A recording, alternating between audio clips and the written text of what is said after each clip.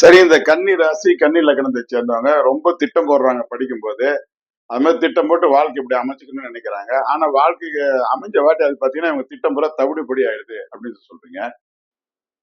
ஆனா உண்மையிலேயே திருமண வாழ்க்கையில இவங்க அதிர்ஷ்டமா தான் இருப்பாங்களா? இருக்க மாட்டாங்களா? அத சொல்லுங்க. இடையில பல விஷயம் சொல்றீங்க. ரைட், அதெல்லாம் ஓகே. ஆனா உண்மையிலே திருமண வாழ்க்கையில அதிர்ஷ்டமா இருப்பாங்களா? இருக்க மாட்டாங்களா? இருப்பாங்க. அதிர்ஷ்டமா தான் இருப்பாங்க. ஆனா அத கொஞ்சம் கூட நான் அதிர்ஷ்டமான திருமண வாழ்க்கை வாழ்றேன்னு சொல்லி வெளிய காட்டிக்கவே மாட்டாங்க.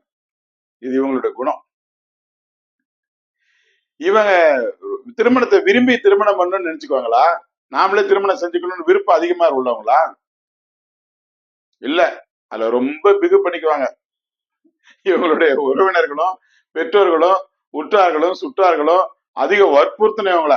பண்ணிக்கப்பா, பண்ணிக்கப்பா அப்படின்னு சொல்லி வற்புறுத்தணும். இல்லம்மா பண்ணிக்கம்மா, பண்ணிக்கம்மா. அந்த அதுல விருப்பம் இருக்குதோ இல்லையோ, ஆனா திருமணம் செஞ்சுக்கலாம் அப்படின்னு சொல்லிட்டு மட்டும் அதாவது அந்த யாராவது ஒருத்தர் வற்புறுத்தும் போதுதான் இவங்க வந்து திருமணத்துல விருப்பம் வந்து இல்லைன்னா கூட சரி, அவங்க வற்புறுத்துறாங்க, அதுக்காக நம்ம திருமணம் பண்ணிக்கலாம் அப்படின்னு சொல்லி நினைப்பாங்க. இவங்களுடைய பக்குவத்துக்கு தகுந்த மாதிரி ஒத்து போகக்கூடியவங்க சுலபமா கிடைச்சிருவாங்களா? இந்த கன்னி ராசி, கன்னி லக்னத்துக்கு உண்டானவங்க பக்குவத்துக்கு தகுந்த மாதிரி ஒத்து போகக்கூடியவங்க சுலபமா கிடைச்சிருவாங்களா? இவங்களுடைய சுபாவத்துக்கு ஒத்து போகக்கூடியவங்களை கண்டுபிடிக்கிறது ரொம்ப சிரமம். ஏன்னா இவங்க சுபாவம் என்னன்னு இவங்களுக்கே தெரியாது. அதனால அதுக்கு தகுந்த மாதிரி மத்தவங்க கண்டுபிடிக்கிறது ரொம்ப ரொம்ப சிரமம்.